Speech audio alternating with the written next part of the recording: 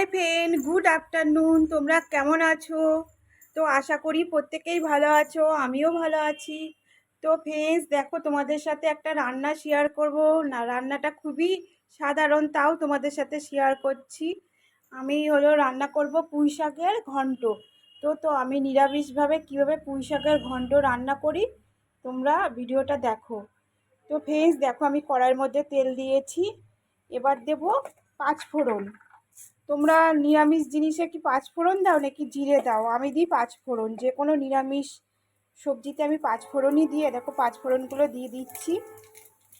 আর এই দেখো, এগুলো কেটে ধুয়ে রেখেছি পুঁই শাকগুলো, আলু, বেগুন আর কুমড়ো। এইগুলো সবজিগুলো মানে 4-5 রকমের সবজি আছে এখানে। তো আমি এখন পুঁই শাকটা দিয়ে দেবো কড়াইতে।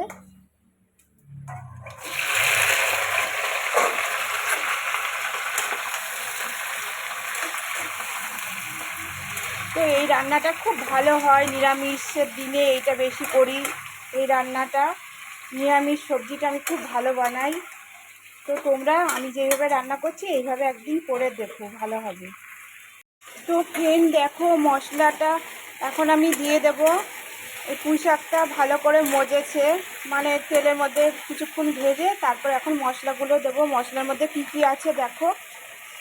এর মধ্যে আছে কয়েকটা কাঁচা লঙ্কা চেরা, হলুদ, লবণ, আদা বাটা, আর এখানে আছে জিরের গুঁড়ো। তো এই সাধারণ মশলাই দিই, মানে খুব মশলা লাগে না এটা।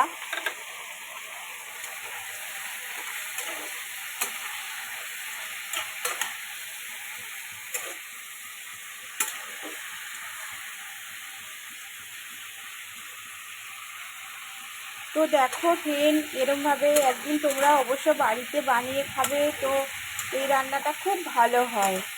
অনেকে মাছের মাথা দেয় পুঁই শাকে, অনেকে চিংড়ি মাছ দেয়, কিন্তু আমি এটা নিরামিষভাবে করলে কোনো কিছু দিই না, মানে না মাছের মাথা দিই না চিংড়ি মাছ দিই। তো এরমভাবে তোমরা নিরামিষের দিনে এই রান্নাটা করবে, ভীষণ ভালো হয়। ফ্রেন্ডস দেখো, আমার শাকটা মোটামুটি রেডি হয়ে গেছে। তো এর মধ্যে একটু চিনি দেবো, তাহলেই একদম রেডি হয়ে যাবে। আমি কিন্তু শাকে কোনো আটা ময়দা গুলিয়ে কিছুই দিই না, এমনি আমার দেখো শাকটা পুরো আঠা আঠা হয়ে গেছে। তো এর মধ্যে আমি অল্প করে চিনি দিয়ে দেবো। চিনিটা অবশ্যই দেবে, চিনি না দিলে কিন্তু নিরামিষ জিনিস ভালো লাগে না। তো চিনিটা আমি দিয়ে দিচ্ছি। হাই ফ্রেন্ড, দেখো পুঁই শাকটা নামিয়ে নিয়েছি, একদম রেডি হয়ে গেছে। তো তোমাদের কাছে রান্নাটা কেমন লাগলো ফ্রেন্ড, অবশ্য করে জানিও।